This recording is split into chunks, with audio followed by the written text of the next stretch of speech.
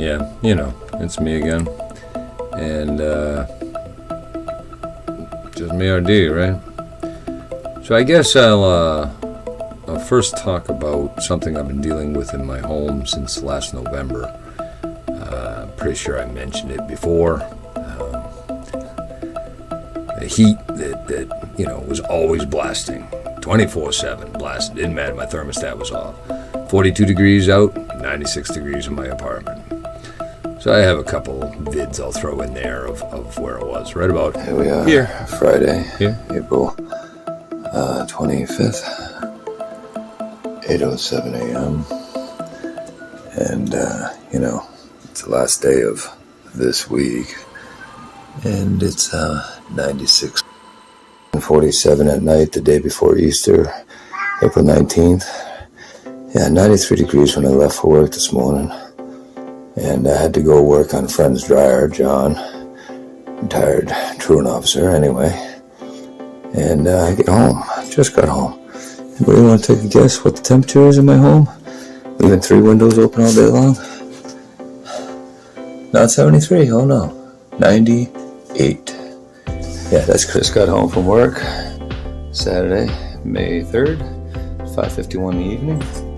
And, I can't be sure if this does 3 digits or not.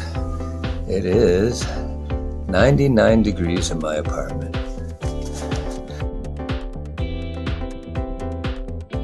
Whatever. Anyway, crazy, right? So, this landlord says he's going to fix it. It's okay. I mean, he's been saying that for, since Thanksgiving. Okay. Well, I come home from work that night, and from a distance I can see my foyer light is on. Now, I know damn well I didn't leave it on. So I'm kind of freaking out a little bit, like, how's my light on? Like, my cat doesn't have opposable thumbs. I don't think he can do it. So, okay. So I come up to the door, and for a long time now, I've been kind of putting something in the door when I close it so that I can see whether or not it's been opened. Because the last time he opened my apartment, without me noting, coming in without my permission, and then leaving the door unlocked. Funny enough, I was actually home that time. So, that's interesting. Well, this time, sure enough, I come up, door's not locked. Again. I ask him about it. He basically says, I'm not going back. Well, I had to go in. Now, the law says he can't come in. There was no emergency. I mean, so obviously it wasn't a fucking emergency to him, considering he waited 6 months to try to fix it. And the heater that needs to be fixed, that I told him how to fix 6 months ago, is in the basement. Like, it's 2 floors below where the entrance, to where my apartment proper is. So why do you need to get in my apartment? There's no reason for that. And why are you leaving the fucking door unlocked? But it's his response. So a level of arrogance and I can do what I want, I own the building. And it's like, no, that's not the way this works. I mean, this is a legitimate lawsuit that if I want to go after him, I can, and I just don't have it in here to be that type of person.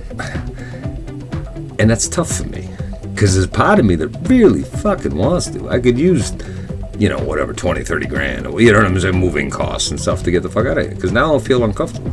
As it is, since the first time he came in, I put a couple of metal folding chairs on the inside of the door, leaning against it, so that if he came in, I could hear them go clang, boom, boom, boom, boom. Okay. What do you guys think? I mean, how would you feel if you knew, you were a renter, or, let's say you own a home, but you have a mortgage, and the bank just randomly comes in your home. No reason, no explanation, except for some lame I wanted to look at the thermostat. It's got nothing to do with fixing the damn heat. Well, isn't it funny the way karma works? Because these pipes have been blowing fucking force hot, water for 6 months, 96, 97, 98, 99 plus degrees for half a year. They fix it, and literally less than 24 hours later, one of the pipes in the heating unit burst, leaking all over the apartment down below me. So then he's calling, he's like, can I have permission to... And again, no real reason to come in my home. it's not leaking from my home. Like I told him, like, I didn't do anything different. I took a shower this morning, all the water's off, because, you know. Okay, at least the door was unlocked this time. He did enter, because again, that piece of what I put in the doors had fallen. But it's very uncomfortable to know that your landlord, for some reason, or your mortgage holder, would just come into your home because they're like, I own it. Like, he doesn't understand the concept of the laws. You know, tenant landlord law 540 states, you know, you have a right to a free from uncomfortableness, is the way they're worded, to live in your home, even as a renter. Like, so yeah, so that's my first thing. What else? At work, my cashiering job, you know, I'm definitely making sure that, you know, I go in, I do my job, I do a good job, because that's the way I've been raised. That's the way I have my work ethic. No matter whether I feel like I'm overqualified for it or not, if I gotta climb some type of ladder again, then I gotta prove, you know, why I say what I say. And even though I'm still disabled and I still have issues and I'm fighting some back injury that happened at work, that, you know, I've been kind of making sure that, you know, I'm looking to move up. I've got some compliments from quite a few people saying I should do, you know, voiceover acting or radio or what have you. So that's nice and this and that. What else? Celtics lost game 1. I was able to watch that at my friend Johnny's house. Of course, then Johnny totally blows me off for game 2, so that's a little insulting. Makes me feel a little bad, because I imagine he's watching it. He knows I wanted to watch it. And, you know, it would have been nice to get a little call from him, like, hey, Rich, coming over after work, watch the game, hang out, you know. But he didn't, so I didn't go over, you know. And Mother's Day is coming up. First Mother's Day without my mom. And so, of course, all these holidays, first year 1 is a little difficult, strange, different, whatever you want to call it. And hope that you all have wonderful day, evening, week, Mother's Day, and moving forward. One of our community members, Jesse, had mentioned I should do some type of video about the pros and cons of working in retail. And well, I found that to be an interesting concept. And I told him that it's kind of interesting.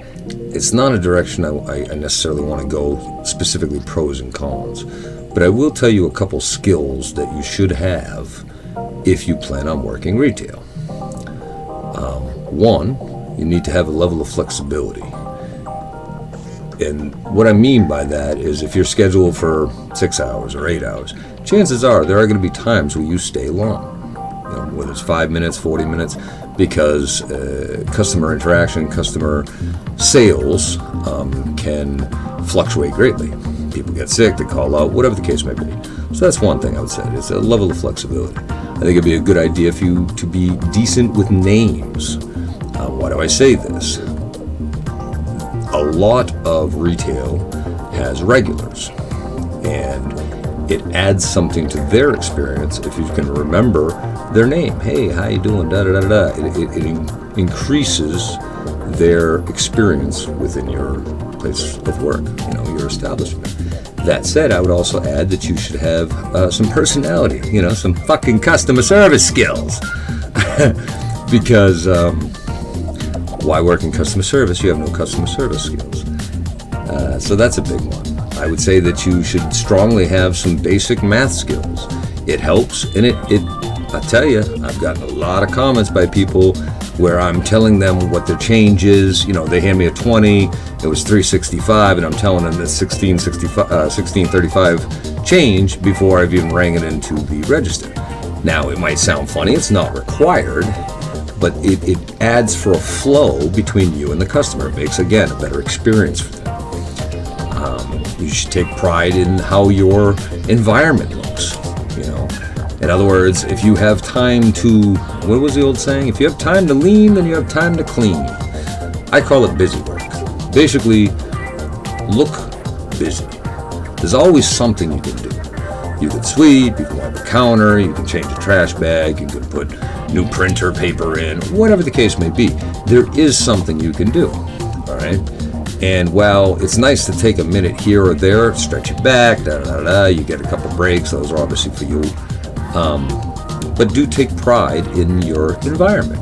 Not only does it make you feel better, but you feel like a little bit of ownership of the workplace. And that's a good thing in most situations. And what else? That's about it. That's about it. You should have a level of patience. You should probably have some thick skin, because some customers are going to straight up be assholes.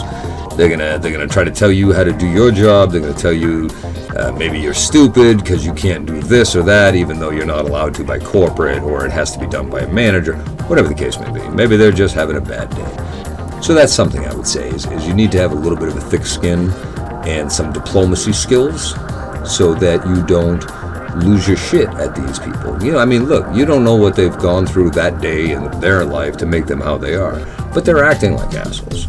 So with that said, you know, you try to deflect it as best you can. Humor is one of the ones I use. And if it gets, depending, you know, I mean, I might even give an eye or, you know, a look to let them know, like, you don't want to do this. That said, having a little bit of a thick skin is probably a good thing. Leave your home life at home and your work life at work, right? And, you know, be on time. If you're scheduled for 9 o'clock, be in at 5 up, 10 up, okay? Doesn't mean you have to start right away, but in life in general, okay? Try to be 10 minutes early instead of 10 seconds late. It says something about your character. It's something we seem to be losing a lot in today's society. It's something that I grew up doing. It's old school gentleman shit, okay? If I tell you I'm going to be somewhere at 2, and if I even remotely think I'm going to be 5 minutes late, chances are I'm calling you 20 minutes ahead of time to let you know I might be 5 minutes late. And a lot of times I'm still on time or even early. It's just, it says something about your respect for the other individual's time. And how does that reflect back on work? Well, it does to your coworkers, for one, but even to your customers. Like, I can utilize time at work. Let's say I'm hanging up clothes hangers, because we don't let them keep the hangers. So if they're putting in their credit card and I'm bantering with them this and that, I can still put the hangers away at the same time without making them feel unappreciated or what have you, because I'm interacting with them. You know, so, you know, hey, and by the way, blah, blah, blah, whatever the case may be, but I'm still using that time instead of just taking the hangers and putting them on the floor or on the shelf and letting them pile up. Now, sometimes I have to do it too because it's just that busy. But in general, utilize your time well and be on time. You know what I mean? Try to not stink. If you're a cigarette smoker, maybe use a little bit of toothpaste when you come in, you know, swish it around your mouth with some water, you know, and then wash your hands. Now, hopefully, that helps you to be less offensive, you know, but especially if you stink. I mean, shower before you go to work, you know, like, don't use an excessive amount of perfume or cologne, because that can be just as offensive as body odor. These are the things I'll suggest to you if you decide to take a job and or career path in customer service skills. First and foremost, have some fucking customer service skills. Simple as that, you know. All right, Jesse, that's about what I'm going to give for that one. And while it wasn't dedicated video to it, I just thought that the pros and cons was not something I felt like tackling right now, mostly because of the con side of it, which is low pay, inflexibility in their hours. Sometimes you're overworked. A little more is asked of you, even though you may be far more qualified for the work that you're doing. And it can be menial, you know, like you're all of a sudden somebody pissed in the dressing room floor because they're upset because the bathrooms aren't open because somebody else decided to shit on the floor, and you're a janitor all of a sudden. These are not things that are fun for anyone. So yeah, I'd say try to take pride in your work, be nice to your customers, your coworkers, and then leave your home life at home and leave your work life at work. That said, what else can I say? Go Celtics. Looking forward to football season, and trying to make sure that I keep creating on this platform as well as other venues that I do. So love and hugs to you all. Stay strong. Spread humor, not hate. Educate without hate. And remember, simple logic is logically simple. Peace.